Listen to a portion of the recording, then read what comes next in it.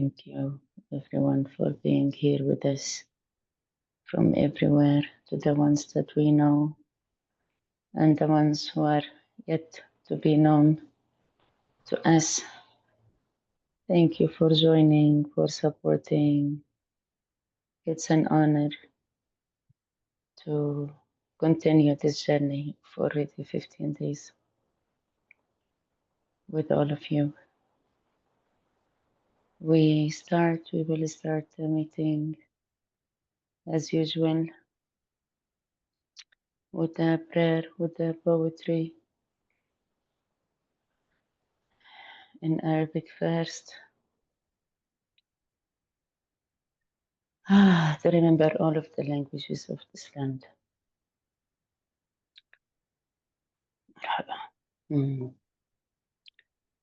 يا محبوبا أحرقت كل خريطة كانت تبتعد عنك. أمشي الآن حافيا في نيران هذا العالم، ولا شيء في صدري إلا اسمك. أنت الجوع في صيامي، أنت الصوت في صمتي، أنت النفس في صرخة الطفل الصاعد من تحت الركام، أنت النور الذي لا ينطفئ في أرض قصفت فيها حتى الشمس.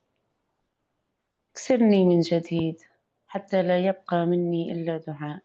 خذ دموعي وانزلها مطرا فوق غزة. خذ أنفاسي وازرعها في رئتي طفل ما زال يحلم تحت الدخان. خذ صوتي واطلقه حمامة تمر فوق الأسلاك، تعبر الحواجز وتخترق النسيان. يا من لا يخجل من صدق هذا العالم، أعمى بالسلطة، سكران بالحدود، يتاجر بالعدالة في براميل ويسمي الدم استراتيجية. لكنني لست مهتم، أنا لك أجعل جوعي مرآة وأجعل خواء بطني اتساعا لرحمتك، واجعل هذا الألم إيقاعا لا يسمعه إلا من صدق. لا أملك جدالا ولا خطابا سياسيا، بل فقط هذا: رأيت طفلا يحترق ولم أدر وجهي، فخذ بيدي لا إلى الأمان بل إلى الحقيقة.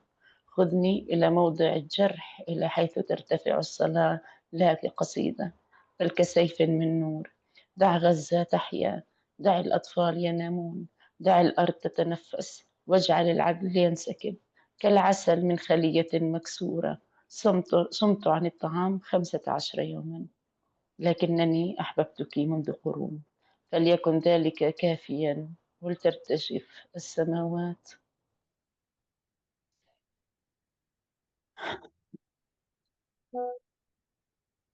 Thank you, My beloved, thank you, Ras. I have burned every map that led away from you. Now I walk barefoot through the fire of this world, with nothing but your name in my chest. You are the hunger in my fasting. You are the voice in my silence. You are the breath behind every scream, rising from the rubble. You are the light that refuses to die, in a land where even the sun is chilled. Break me open again, until nothing is left but a prayer. Take my tears and make them rain over Gaza. Take my breath and place it in the lungs of a child who still dreams under the smoke. Take my voice and send it like a dove, through the wire, through the checkpoints, through the forgetting. Beloved, this world is made with power, drunk on borders and war. They sell justice in barrels and call blood a strategy.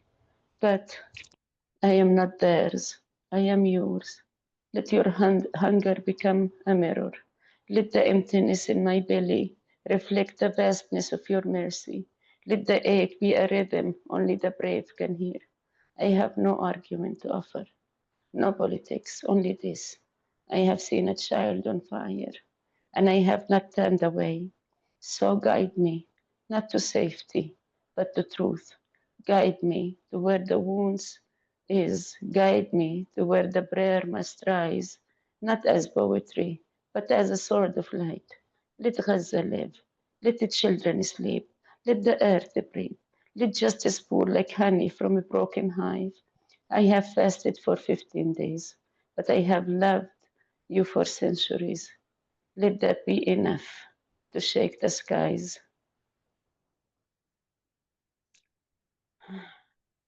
Thank you. Thank you, May. I will read it now in Hebrew. תפילה מבעד לאש.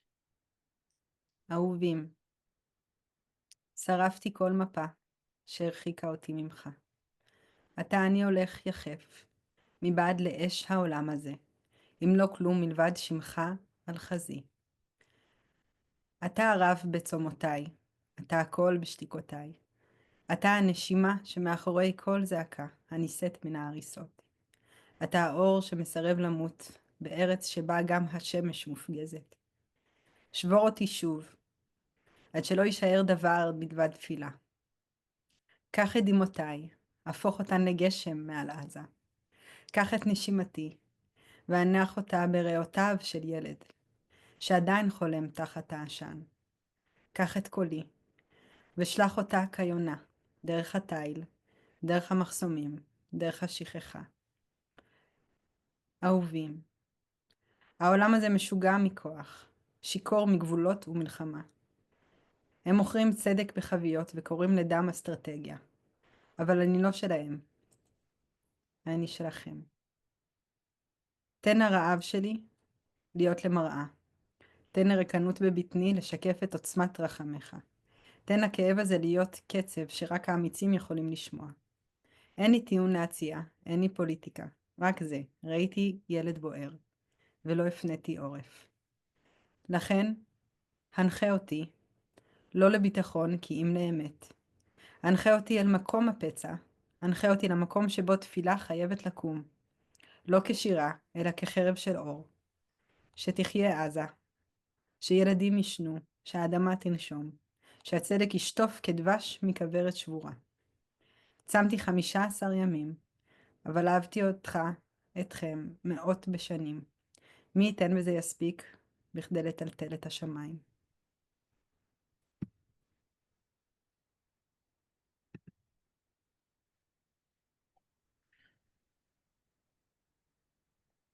Thank you, May, for your words. Your beautiful words. I will let them for a few seconds sink in the hearts of all of us before we begin our session.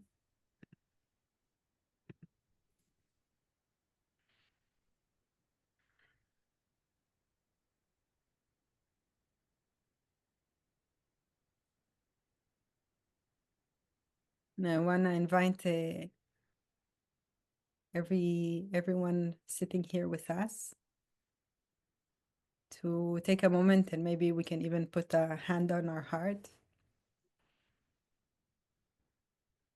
and really feel those words and the way they touch us within. Where maybe some of the words, or maybe one word, is the one that touched our heart. We can really let it sink inside and feel how it feels in our body. Maybe we can take a deep breath to this place of pain within our hearts and send it love and send it compassion and hope. Maybe even just for the next hour and a half.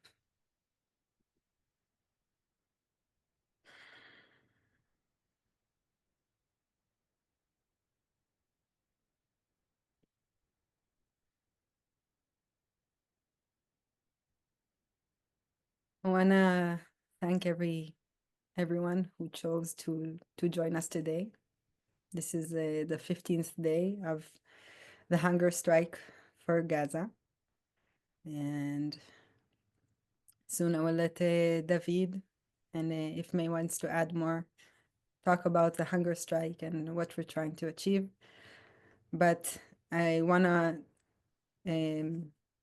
say just for this moment before we begin that every single person that came here today and came also every other day and holds even part of this hunger strike, even for a few hours, even for one day, even just by participating in the Zoom, it's a whole world. It's a lot more than um, than is happening out there for the people of Gaza. And I will say a word about what we're gonna have today. So today we're gonna meet Jérôme Grimaud, who's gonna introduce himself soon. After David will speak about the strike. And I had the privilege of meeting Jérôme by person and working together almost a year ago, in last August, around trying to um, maximize the effect of bringing in humanitarian aid into Gaza. And I was very impressed by his big heart and motivation to really sacrifice a lot. And I remember talking about it that for me, it's I live here. I have no other choice, I feel. But Jerome is from France. And he came all the way here, almost 2 years now, because his heart led him here. And he has a very unique insight about the different aspects of this war. And maybe he can bring us into this experience, very unique experience he had in Gaza, and also working with the different organizations and IDF regarding everything to do with humanitarian aid. And after that, after Jerome will speak, we'll have some time to share. We'll see, maybe in small groups, maybe in the big group, and then we'll gather together, we'll summarize, and we'll finish the session at 7:30. David? Yeah, thank you, Raz. Thank you, Jerome. Thank you, everyone, for being here. I want to reassure you that this is very meaningful for us, that you are here, each one of you. So really, thank you from the bottom of our hearts. Yeah, so SATYAM, we opened SATYAM, May and another two friends. One is sitting here next to me, Miriam, and Talia was not with us. And we opened SATYAM as a space in the occupied West Bank as an antidote to the increasing polarization and the separation. A community space for Israelis, Palestinians, internationals to come together, to gather, and to keep meeting in our shared humanity, because we believe that this is something that strengthens us to become a powerful force of change. If we meet and we deconstruct those stories of separation that were taught upon us, the fear and the making us enemies from being small. And we actually, it's the continuation of a peace community that we were holding also here in the land in the West Bank for 10 years, called ECOMI, and some of you may have been there or remember it. And it was actually an exploration of what happens if we even live together and meet all the challenges, the different truths, and meet them and speak them, deeply listen from each other's experience, and break down those barriers that are built in front of our hearts to reach that place we can reach beyond that, beyond right and wrong, and beyond projecting the enemy on top of each other, and seeing the deeper humanity and finding strength and togetherness, and from there become a powerful force of action in this land and beyond, to deconstruct the systems of oppression that are ongoing globally and very, very strongly here, that continue to separate human beings from each other and from their humanity. And it was a very powerful experiment for 8 years. And this is the continuation in SATYAM. And we're facing more challenges every day. as main forces do not want us to meet, do not want us to know each other in a deep way. So we see it as an antidote and a space, a place for remembering, and from there strengthening, becoming active, and resisting what feels wrong in our hearts and building what feels right from our hearts. So we went into hunger strike. We had 1 day of hunger strike announced together with the Combatants for Peace, and May said, we have to continue. And I said, we will. And this is for us not to punish, not to hurt ourselves, but to put all of our heart and our body in solidarity with those who are currently experiencing unimaginable suffering, and which is looked away by the world continuously.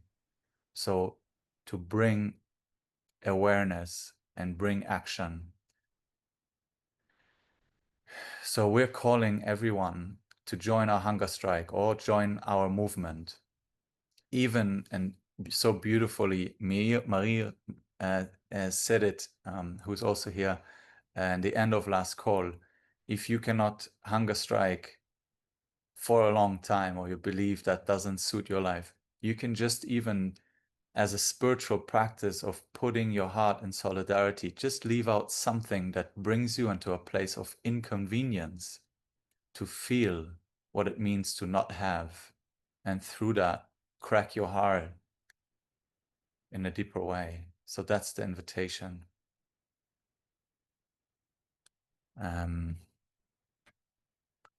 And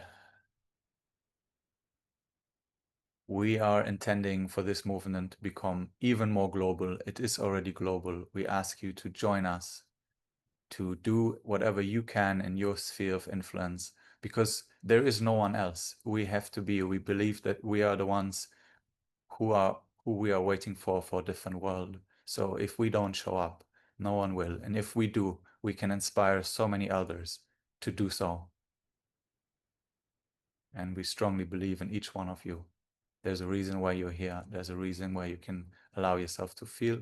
And we came here together to feel more together and listen to voices of reality, like we did yesterday from Gaza, to face and to look and not look away, because that's one thing we need to do. We need to look at it and feel, and then also voices of hope, voices of inspiration of what we can do, because we can do so much. And I know for myself, it's so easy to fall into freeze and into numbness. So let us be an antidote together to that pattern in the world. The world needs people that feel and people that stand up for what we believe is possible on this planet together. So thank you for being here. And I'll pass it to May if you want to add something. Thank you, David, and thank you, Ras, and everyone. I am standing because my daughter is breaks her strike with 1 meal a day, and normally it's during the time of the Zoom. So I am supporting her, prepare it. And this is the prayer that each mother, each parent, each child will have a prepared meal, 3 meals, 4 meals, whatever they feel for their soul and for their body. And it's an invitation for us, as David said, to think, what can we do?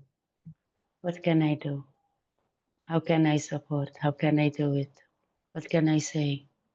And we will hear more from Jérôme soon, Raz, and David will also introduce Jérôme more to all of us, and to see how do we move from there.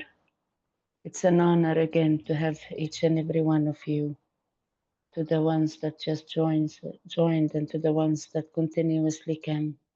It is your support and it is your faith in us that support us to continue this hunger strike for justice, for freedom, not only for Gaza, and for everyone also within Gaza, and for the hostages, but also for all of us, for each and every one of us. Thank you so much. And thank you to all the ones who've been supporting SATYAM as well as a community and writing us emails. We are responding to you. We are also having more of organizational team to get back to you sooner and be with you. So thank you so much. Raz, thank you.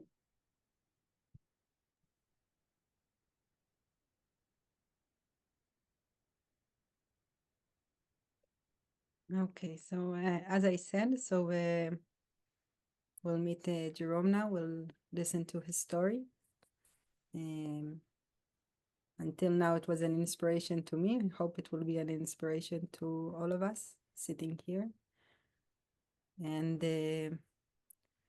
after we listen to his story, so we'll go out for some sharing in breakout rooms, and then summarize everything together. Jérôme, maybe it will be of assistance if you can also a little bit introduce yourself, like how did you get to this position of coming all the way from France to Gaza, to Palestine, Israel. And I will say that if anybody has a question, you're invited to write it in the chat. And if it's something that's relevant in the middle of Jérôme's talk, then I'll bring it up. And if not, so I'll save it to the end. Maybe, Jérôme, if you can leave like 5-10 minutes for some questions. Thank you very much. Yeah, I'm Jérôme. Very nice to meet you all.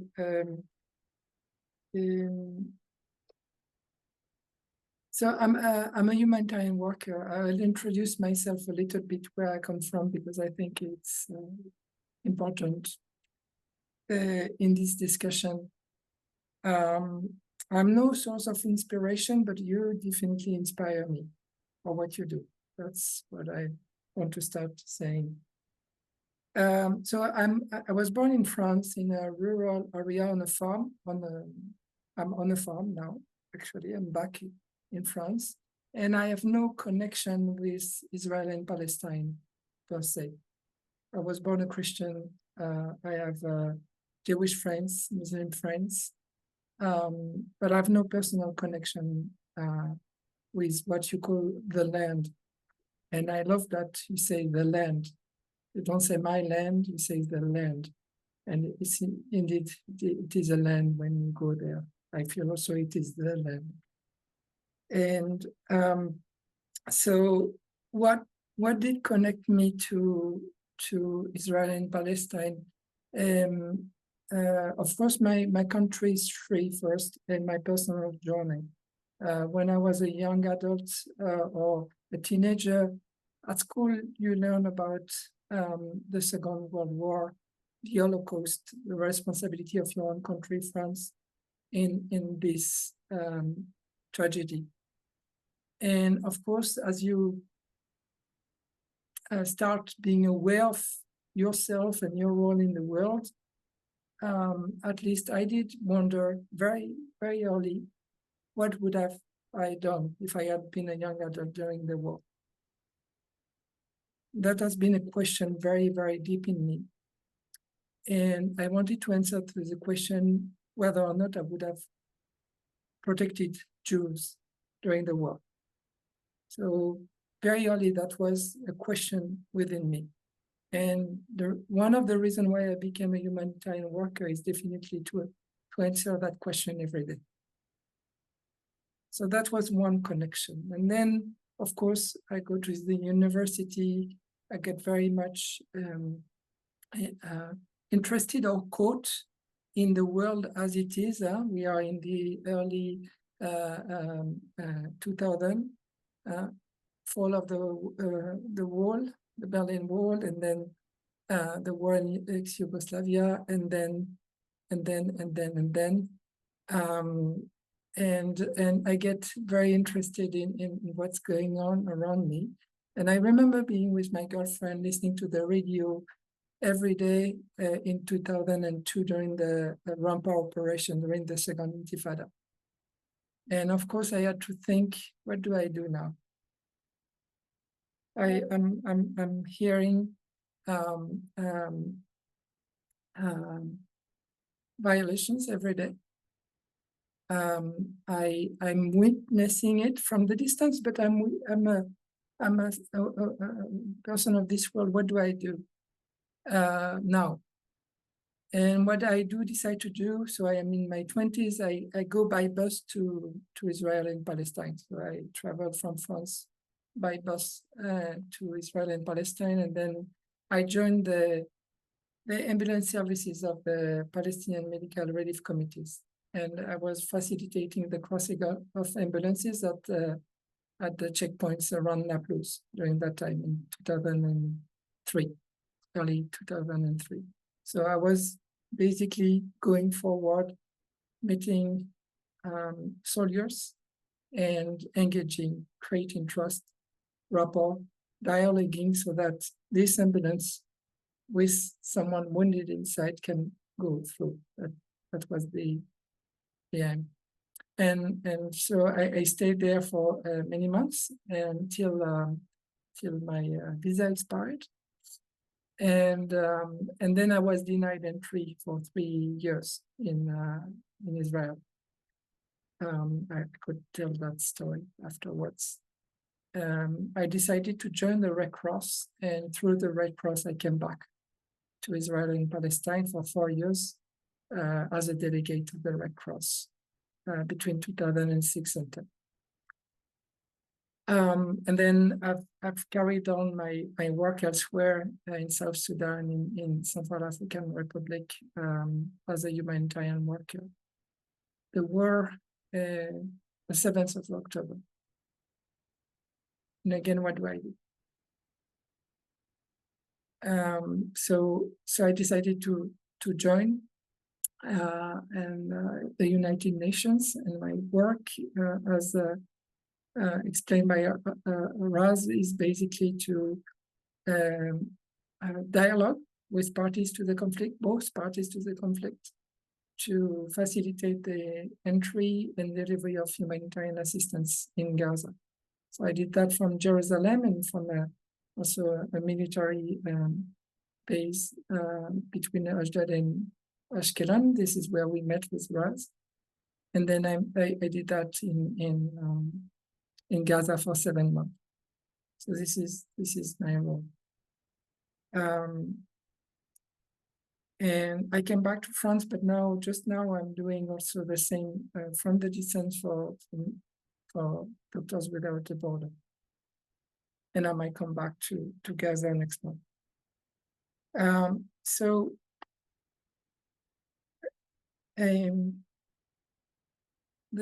Those are my connection with the land. So it's a humanitarian lens mainly, I would say. But of course, I think there is more to it for me.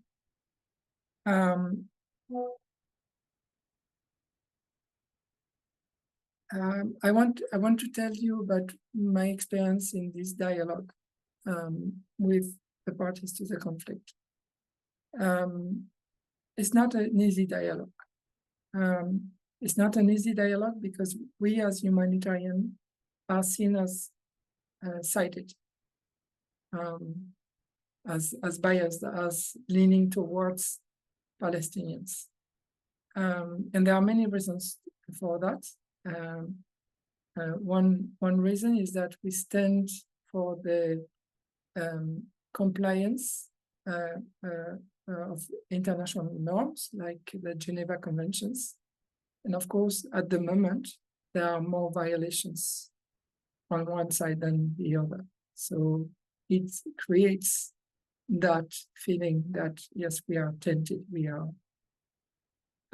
So that's let's say, a good reason. But there are less honorable reasons. For example, we have very few Israeli citizens in our organizations. Most of our colleagues are Palestinians. Very, very few Israelis are actually with us as humanitarian workers. And that's a problem. Another problem is that the attention that was paid to the 7th of October massacre was not enough. I have friends and colleagues in the Magen David Adom, and they told me that the United Nations, for example, although they lost 7 of their paramedics that day, did not send a letter to them, did not send a letter to the Magen David Adom to share condolences. So that also is a problem. It creates the feeling that we are sad. So that makes the dialogue a bit difficult. Those 2 reasons, but there is also other reasons. For example, the fact that the people we are dialoguing with are very, very kind, very gentle, very genuine. Mostly they are young soldiers. But by policy, I would say that they are meant to prevent us as humanitarians to speak to the ones who can pull the trigger, meaning the combat force. So we don't speak with the combat force. We speak to a body, an entity within the Ministry of Defense that is not a decision-making body. It's a liaison office. And I think this is a problem because, of course, if we could create direct rapport and trust with the combat force, then we could probably bring the face of the other in the conversation. We could probably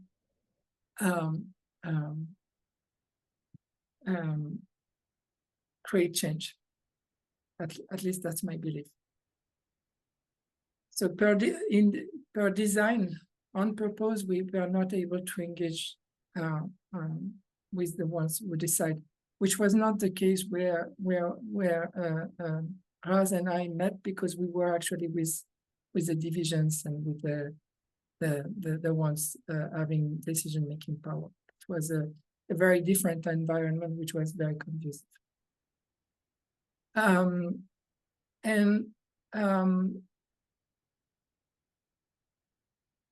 Yeah, so that hurts me a bit, that by design there is a willingness to prevent us to actually create trust with those who can make decisions. It's a policy, and that hurts me a bit, because then what is the aim? Ultimately, you're preventing something genuine to happen. Why so? And I have a problem with that. It's a bit like the post sign we see on the wall. The wall is something, but the post signs that says on the Israeli side that it's against the law for an Israeli citizen to cross the wall is another story. The wall, I can understand it, because yes, I mean, you want to be secure and this is the way you think it's the best. But why would you prevent someone to go beyond that by law? Why would you prevent people to meet? What is your plan? And that is disturbing. I want to say a bit of what I saw in Gaza, a bit of what, again, troubles me, what I worry about, but also what gives me hope. And I won't be too long.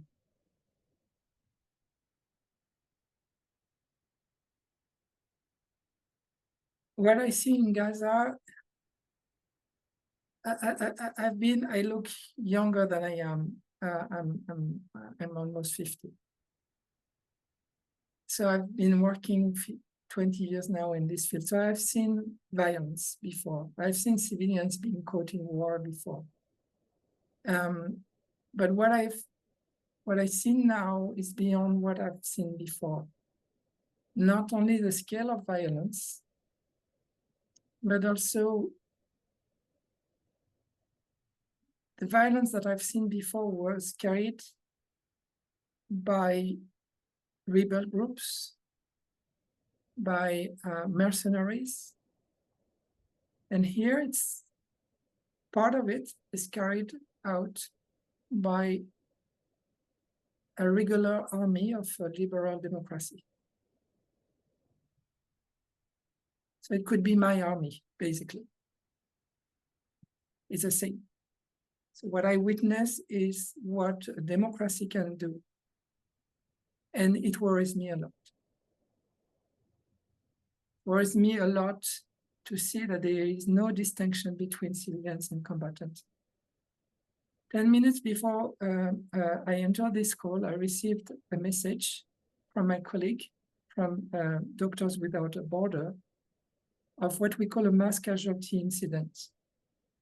There was a strike on the streets and 29 people died and hundreds were injured. And it's happening every day. There was probably someone in these 29 that was a target, a valuable target for the army. But then there is no distinction. And when there is no distinction, no limits, where are we going collectively? Not only in Gaza, where are we going collectively? What you hear in the reports is true. I know that it's being challenged, but it's true. The nurses, the doctors, national, international witness it every day. Children being going through surgery without anesthetic is true. Schools being destroyed, livelihood being destroyed, people being displaced 7, 8 times, this is true. Lack of water, food is true. It's also true that the other party to the conflict is using civilian facilities, hospitals, to park their assets, cars. It's also true, yeah. And we negotiate so that they get out. But negotiating with them is not more easy than negotiating with the IDF at the moment. It's also true that Palestinians are being nasty with other Palestinians at the moment. That families are fighting, are trying to get benefit from the economy of aid and war. It's also true. It has to be said, also maybe more openly. So this is happening as well. It's not that there is a nuanced situation, but in the middle of this a nuanced situation where many are committing violations, civilians that for sure are caught in the middle. I feel that Israelis and Palestinians have this in common, is their resilience. Whatever they have gone through in history have made them stronger in a way, or able to cope and to get back on track, to continue their lives. That's I feel is really common when we look from the distance. But I'm worried. Of course, I'm worried for the people in Gaza just now in the first place, as they are being sheltered, as the territory which is less dangerous than the rest is only 20% now of the territory. So I'm very worried. It's the first time in my life that I've left colleagues who I'm not sure I will meet again, even if I go back to Gaza.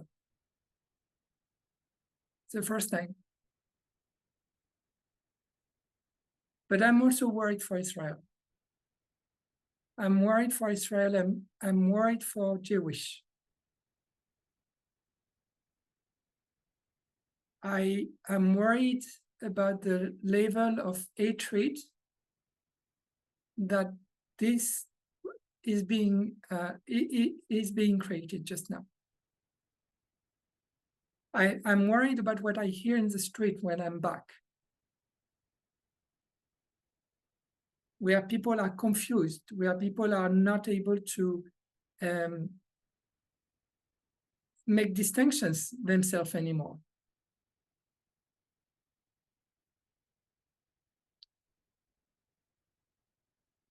What gives me hope now? Well, you do, definitely. I know it's not only a matter of engaging in a strike, putting your body, yourself, your body, your soul into it, but it's also confronting a wave which is big in the society, in the societies. So the ones who have courage, you have courage, and Raz, you said I'm sacrificing something, or that you have you don't have the choice to be where you are, and I do, and I choose to come. Well, I don't have the choice either, actually. I don't have the choice. I'm here now, and I look at this situation. I don't have the choice, and I don't sacrifice something, and nobody will confront me in the street for what I do, when what you do is truly disruptive. So that gives me hope.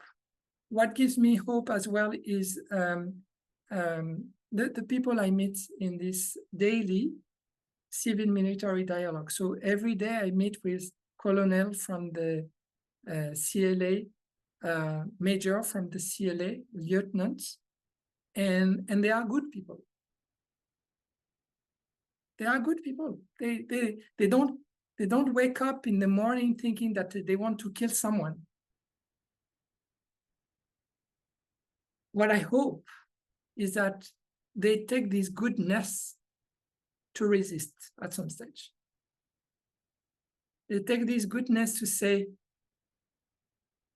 no, it's not acceptable that we receive instruction to shoot at civilians around distribution point. I didn't sign for it. I have my comments as a IDF soldier, which don't say that. And I'm not going to comply. I think we need to get there. Again, it's a moment of history where we cannot say we didn't know. And there won't be 20 of this moment in our lives. There is one moment, maybe two, where we need to say, as a person, I'm not backing that up. I'm not contributing to that. I'm not. And what I'm going to contribute is something else. And this is this moment. And again, all those good people I meet every day, I have those public conversations with them where they have to stand for the IDF. They have to, you know, they are wearing the uniform and they need to embody it. And then I call them separately and I ask, are you sure about what you said? Are you sure about that? And then, of course, the answer is different, more nuanced. So, yeah, we need that. We need that a capacity to say, I'm not going to be taken by this wave. I will stand in front of it, and you do that. I want to give another example that struck me recently. There is a young, I do that because the direction of Australia, a young Australian student is 18, I don't know if he has any connection. I don't know his background, but he's 18, he's a student, he's a quite clever student. And he says, you know what, I'm watching that, I'm going to do something. And he organizes conferences between Israeli and Palestinians. And he's doing a coalition for peace. And yeah, that energy is giving me a lot of hope. People standing suddenly and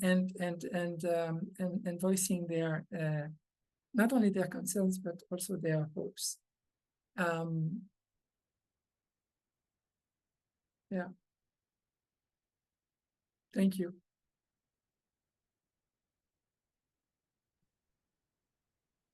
Thank you, Jerome. We have Jerome.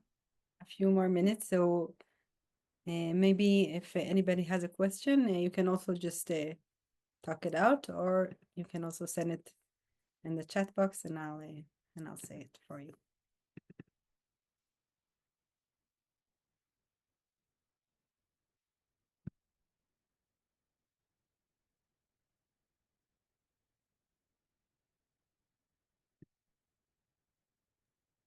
I actually have a question. Thank you, Jerome, for bringing your voice and a voice from an official entity that, we trust to really do what is possible and maybe what's almost impossible in order to bring peace and protect people. And as you said, for this collective punishment not to continue happening.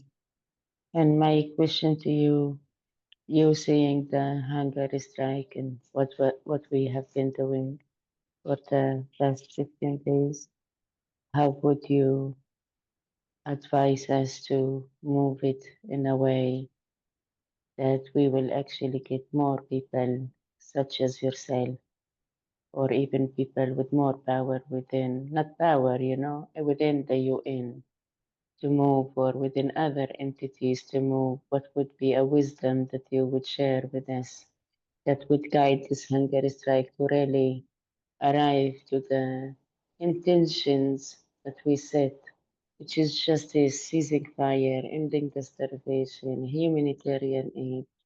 And as you said, not only for Gaza at the end, it's for all of us. But yeah, I would love to hear how would you advise all of us, knowing we are from everywhere, I believe, from England, Europe, America, here in the land. So I wonder what would be something that you would say, do this or add this or, yeah, thank you. Actually, May, this is a question I have for you. More than I don't have advice to give. But there's a question I have for you. I mean, how do we bring people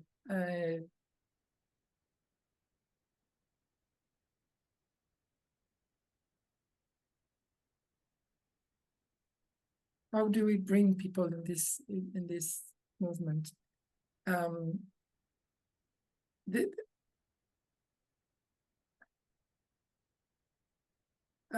Yeah, that's a question I have. I don't know. I'm planning to write. I want to write in conservative newspaper in Israel, in the Times of Israel, maybe in Jerusalem Post if they accept the article. I want to write about what I've seen and what I think, and the kind of rapport we can create, because I need to feel that we are reaching the ones who are not convinced that there is no future if we carry on in that direction.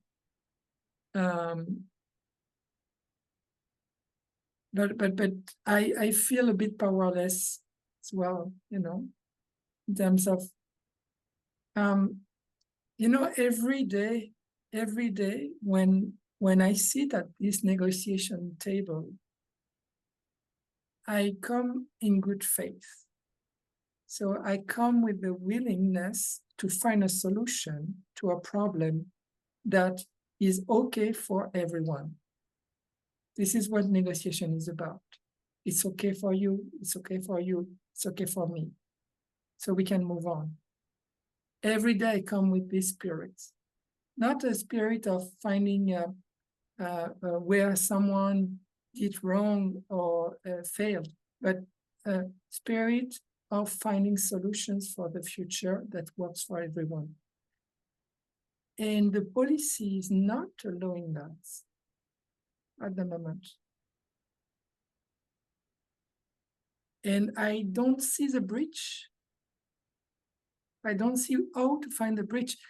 When Raz and I met, there was a bridge in the system, sort of. There was a very strong facilitator, the United Nations, the military in the United Nations. And I know that we can criticize many things about what they do. I do sometimes, very often times. But in that room, they allowed for dialogue with the right people at the right level. And then there was a breach in the system, but then someone figured out the system was working. So that was shut down. I remember you, Raz, saying, that at some stage you were told you're getting too close, right? So how do we create that bridge? And I have no answer, I have no answer.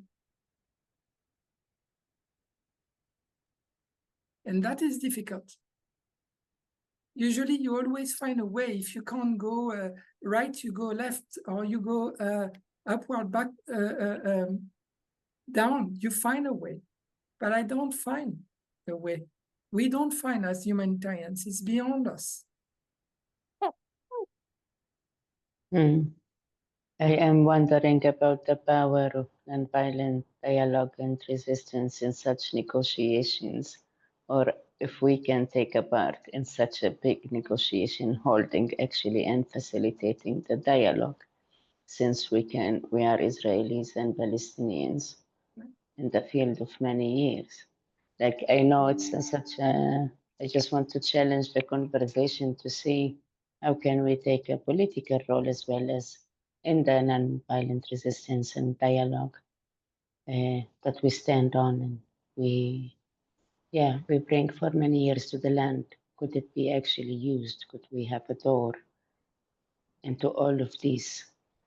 And maybe it's a question for later, Jérôme, for us to sit and talk. And see really what are the political possibilities that we as a movement can take in order to create a ground of dialogue held through, as you said, finding the strategies that would meet both needs of the Israelis and Palestinians. I see We'll a open question. it. Yes, there's another question. Maybe if you can also combine the answer to me, and also another question from Sarah. She wants to know what the word peace means to you. Well, the word would mean what it means for Israelis and Palestinians. It's irrelevant what it means for me. I'm a third party, and if I have a role to play, is the one of a third party. If the one of someone who does not take side and facilitate the conversation. So what it would mean for me, what it would mean for you, basically. And as a mediator, I would ask you, what would that mean? What would that mean for you?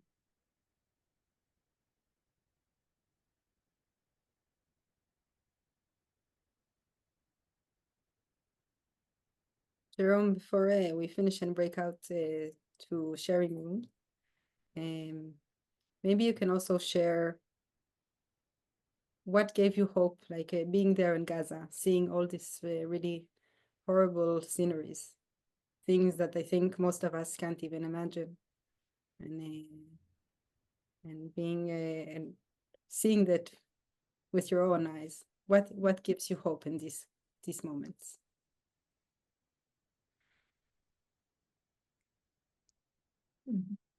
It's a big question because sometimes I lose it as well. But what gives me hope is, again, civil society movement like yours, speaking differently, having the courage to stand. And in Gaza, in the middle of the war, of despair, we, the UN, we live in little bubbles of the buildings still standing in Deir al-Balah and in Gaza City, which is very, very limited. So we live there. We are lucky to live there. And one of our colleagues last year got married. He got married in the middle of the war. So of course it was not a wedding like all the weddings, the usual weddings, but he got married. And this is for me the power of life, really. In this, what do I think? You know what? I will get married because I love her, and she loves me, and we make a family. And you, Raz, having a baby now is the same. Yeah. So it's that powerful flow of life. So that gives me hope.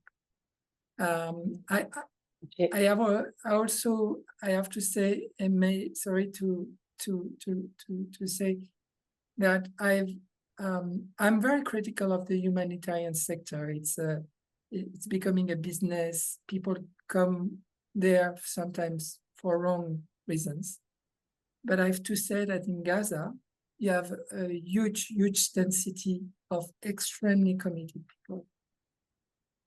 They don't come because they need to.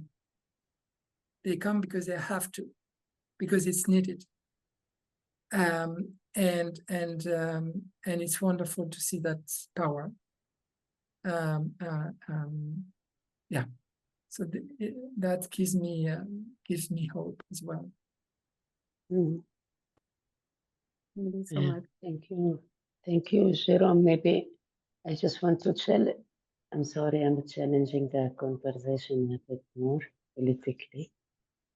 I am wondering, as the UN holding, also the human rights and holding governments, people also responsible into what should be done and what should actually be set on the ground, whether entities or governments likes it or not, which we don't see happening in Gaza.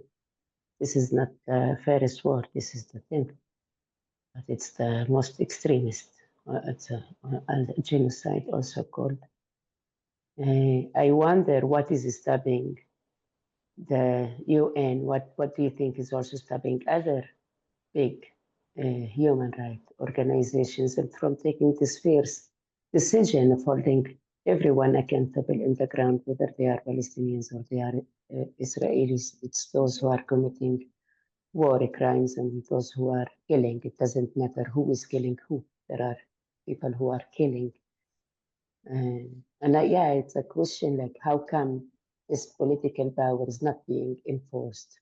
Which and almost it never did, only after many months and negotiations, which we don't see in other areas where it's, being held very strongly.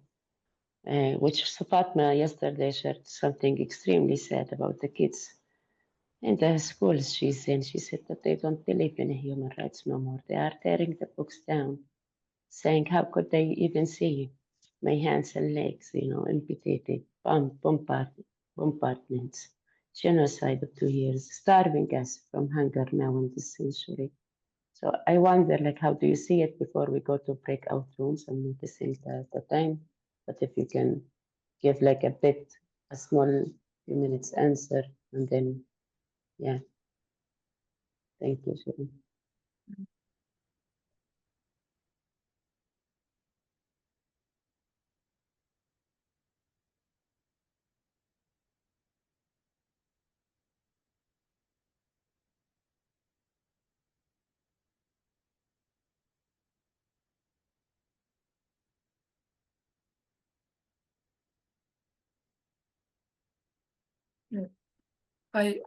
Again, I think that would take probably a few hours to try to answer that question. I hear the disappointment. Why is the UN not doing that? I think there is an illusion that the UN stands outside of political, financial interests, and that it is the beholder of the good side of history in a way, which is not the truth. It's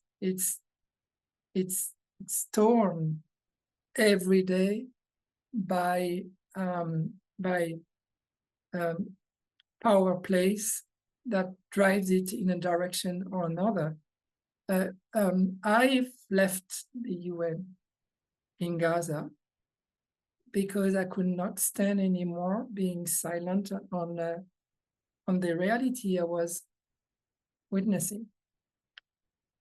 Because I will dig into that since you asked. Yeah? I was working with an organization that feeds people, the World Food Program. And this organization is mainly funded by the US government. Yeah. So when it comes to, and I wrote, this is what has happened. We have witnessed it, and we need to speak about it. On the 11th of November last year, I was in a convoy. We were going to Beit Hanun with food. As you know, Jabalia, Beit Hanun, Beit Lahiya were in a state of siege, right? And we were going there. We had only 2 chances to go there. So that was one of the chances. We go there, we reach 2 schools. And as a result, many people came to those 2 schools because we brought food and water. And I can tell you that when we arrived, the feeling I had was the same as the one I have when I'm on rescue boats on the Mediterranean, when you rescue people in the middle of the ocean. You are the last lifeline. That was the spirit. So we bring food and water in those 2 schools. People see us coming, so they gather in the school. We leave. Few hours after we leave, the army starts circling these schools, threaten people with shots and quadcopter fires. Say to everyone, leave to the south, to Gaza City. At dawn, people leave. All of them leave. And a few hours later, the school is burned down.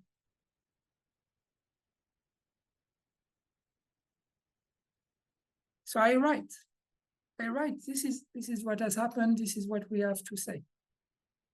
And then I'm told, it's complicated. Maybe if we start being vocal about that, then we will lose some leverage in our next discussion. But actually, the truth is not just a negotiation strategy. The truth is that the back donor does not want us to say that and rely on funding. So we will not say that. As a human being, you can accept that once, twice, but not 3 times. So I left. So that's something, yeah, really important to remember. This UN or the humanitarian aid, apart maybe from some organization which which are financially completely independent, it is also torn apart and driven by those interests. So that's why, I mean, we can hope that they will bring something, that they will contribute to change. But at the end of the day, the power is what is happening in this room now, is you. Is all the civilians, Israelis and Palestinians, that will decide to shape the world differently. If the UN could do something, and if it was genuinely working, we would not be where we are. Yes, we would have Hamas senior officials in jail. We would have senior Israeli citizens in jail just now, if it was working. War crimes are committed every day. They have been committed on the 7th of October. They are committed every day in Gaza. If the system was working, everyone trialed, sentence. It's not working. How much hope, how much hope we can put in this system at this stage? I'm not sure. I believe in individual responsibility, but in this system, I'm not sure.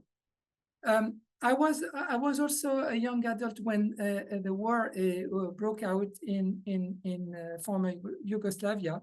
You all remember, or some of you remember, Srebrenica, a town in former Bosnia, where 7,000 people have been slaughtered, young men and adults. At that time, also, the UN was supposed to do something about protecting them. So the UN is not going to protect Palestinians. The UN is not going to protect Israelis tomorrow. We need to rely on something else.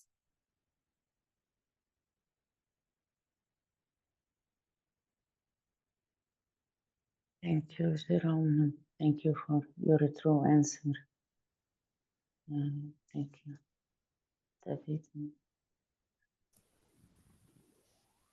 We invite people for a few voices to hear from you. How was it for you? What's on your heart? Just a moment, May. Yes. I want to say a few words because I know people might leave. And just before we have a few sharings, just to say about how to join us or continue the communication with this movement, this initiative of SATYAM and the hunger strike.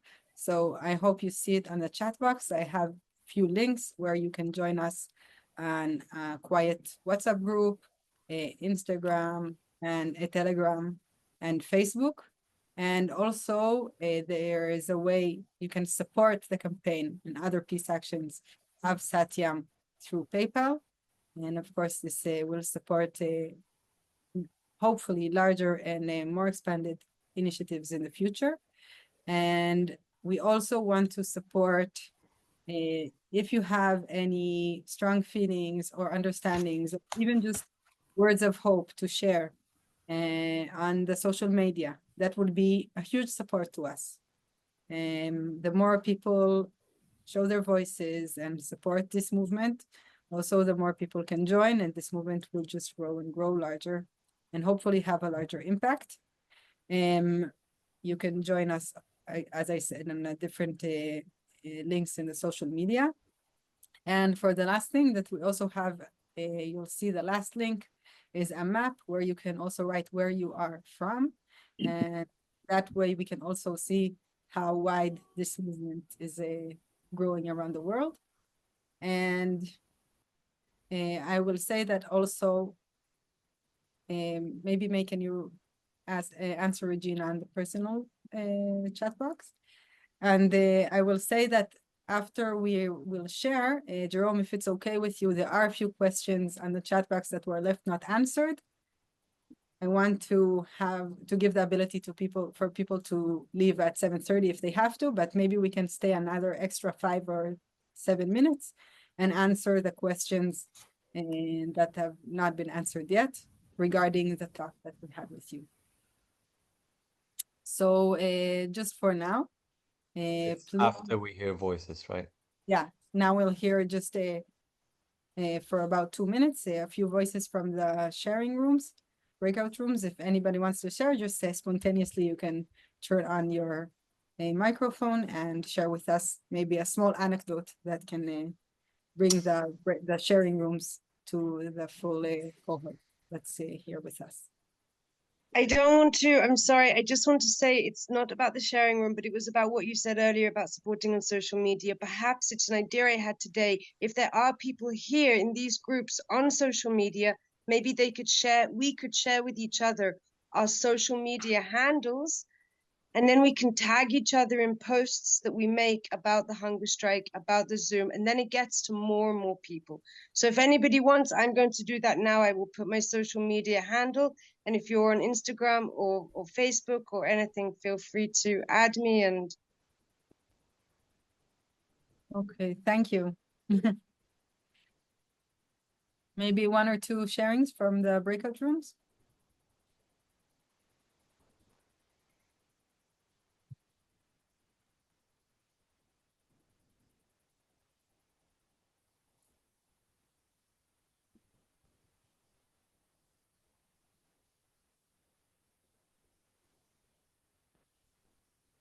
I just wanted to thank all of you again, sending more gratitude with grief. And also, Jérôme, I said this in the breakout room, but for me, just witnessing you bearing witness to all of the love and the struggles and the clarity and the setbacks and the despairs and the hopes and the silence that we need for healing gave me hope. So thank you, and thank to all of SATYAM for making this possible.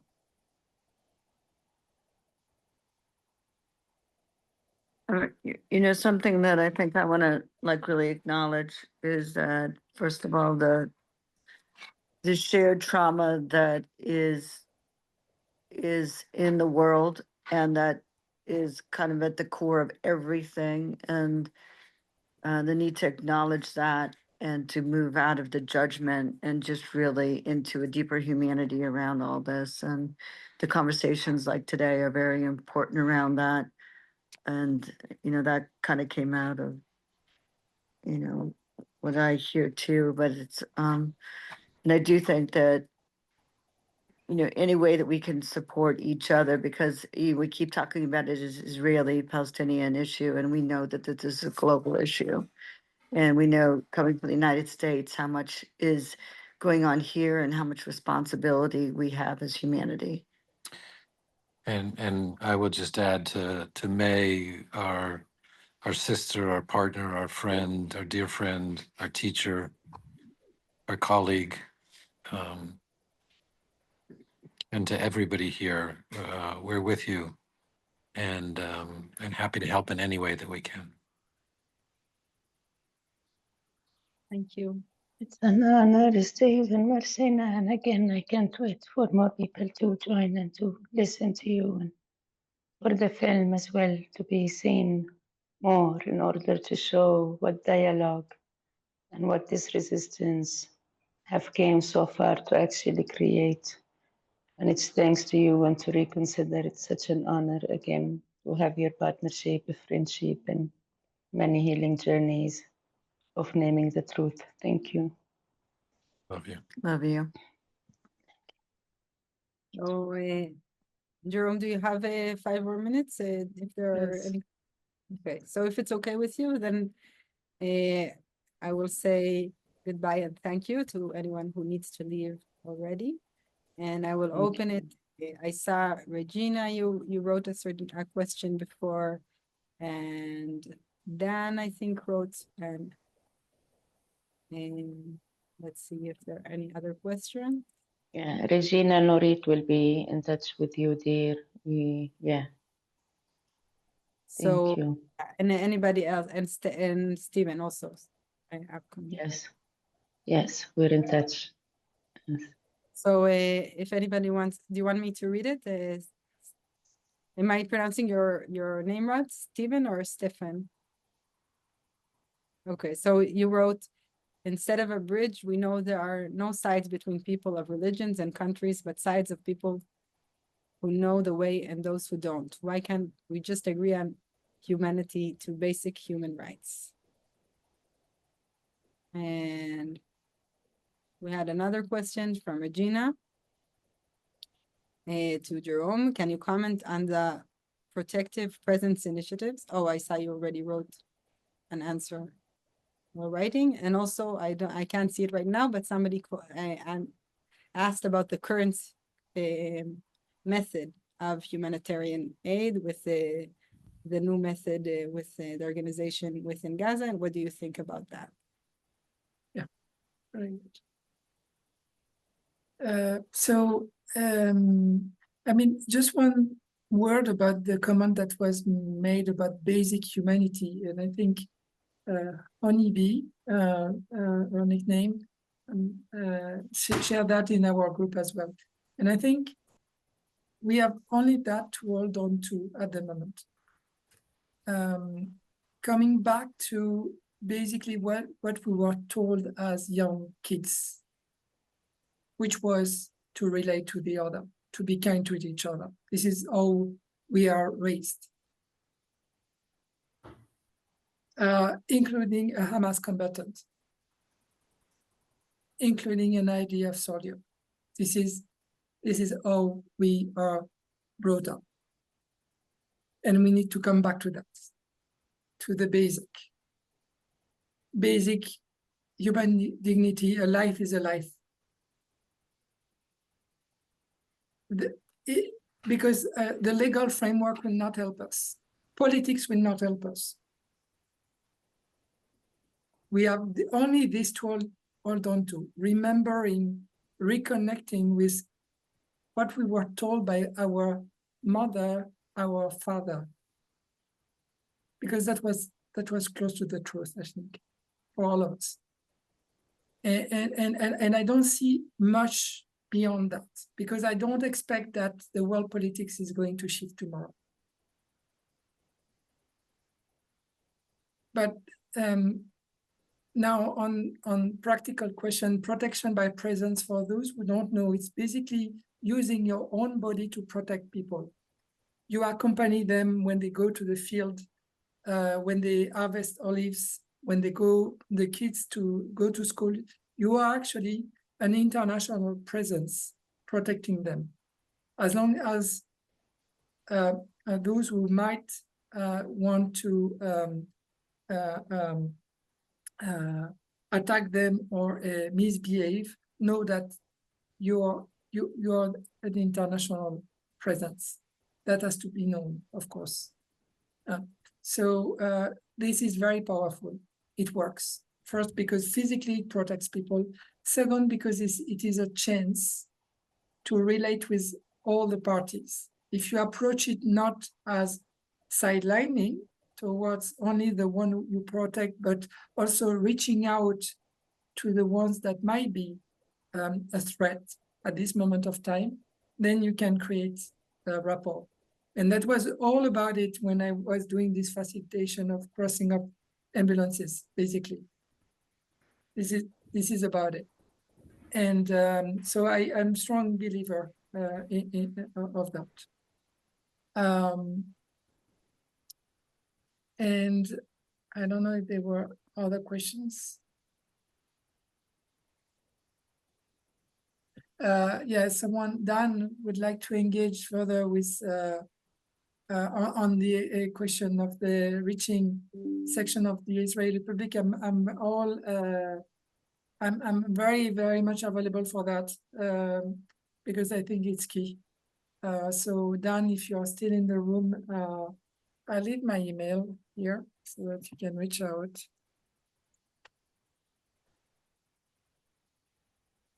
And something I wanted to say,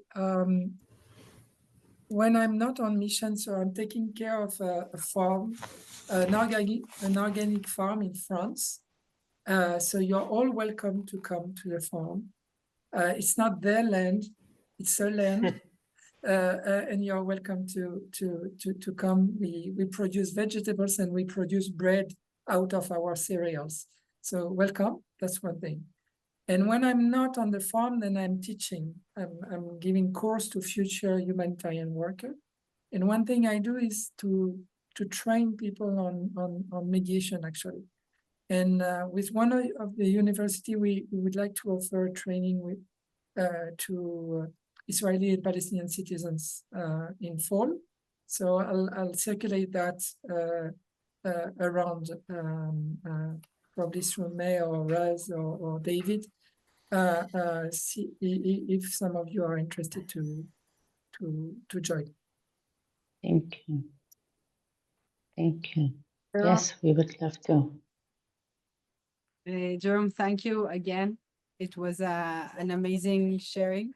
Can you hear me? So Very well. there's some baby crying here, but I really want to say just a moment.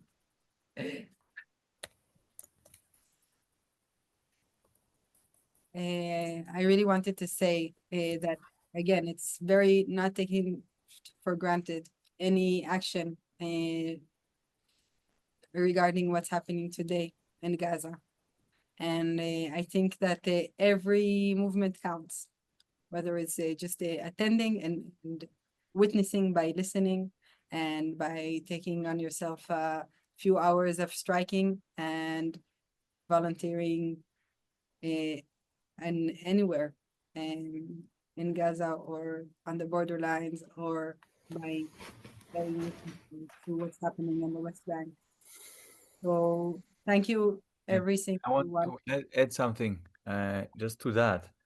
I want to add that I just there is this, I hear many times with people that trying to be active, that there is a lot of like especially from being abroad, there's such strong polarity that people get put into a either or, one side, the other side frame, and immediately create antagonism and fear. And for me, it's such a precious attempt to try to be for life, for humanity, for dignity, for everyone, and really not get caught up into an anti and continue contribute to this polarization that again creates fear and resistance. So really what we want to encourage, even if you share this about us, maybe some people will say, what is this? And then they try to argue that it's one-sided, and just to try to bring this energy. This is for life. This is for humanity. It's equal for every human being, and that's what we stand for. And that's what we want to invite you to stand for, because we hope that through that we can unite in a place that touches all of our hearts, that Jerome described. There is a basic place in our heart that we all can access, that is really beyond the right and wrong. And from there we can take a stance to any wrong. And the more wrong, the stronger we take the stance. But not to be caught up in this polarization at this time. I think it's a very crucial piece. So, yeah, Yes. Thank you so much. Thank you, and thank you all. And I wish to remind all of us that tomorrow we have people from Masafer Yatta with us, activists from also the film that are coming, Asaf and Basil, to share about what's happening in Masafer Yatta, the burning, the displacement, and how we can also put an eye on Masafer Yatta and support the community and the protective presence in Masafer Yatta. This is a joint strike for all of the land, all of the humanity. So we encourage you to forward the email that you receive to others, to many people. Also the messages on WhatsApp groups to people that you think needs to come, needs to know what is happening in order for us to really create a powerful movement that hopefully will bring a change. David and Raz, thank you, dear. It's an honor to hold with you, and Jerome. Thank you for your wisdom, your heart, knowledge, truth, holding, coming here and supporting and having belief in this kind of strikes, in nonviolent resistance. This to us, also coming from a person like you, gives us so much power to continue what we are doing. Maybe someone would want to close if David and Raz don't have something to add with a song or a prayer as we are leaving, would be beautiful. Thank you.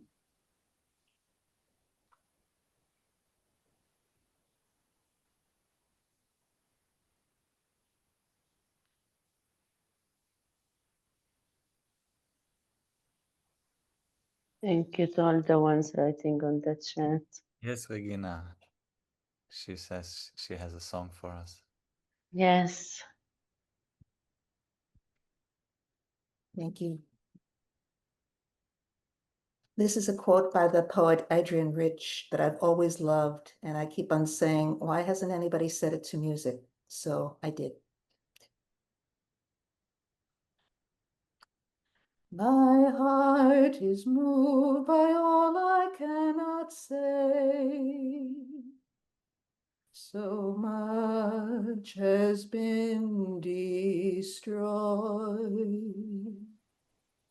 I have to cast my lot with those who age after age perversely, with no extraordinary power, reconstitute the world. My heart is moved by all I cannot say. So much has been destroyed. I have to cast my lot with those who age after age perversely, with no extraordinary power, reconstitute the world.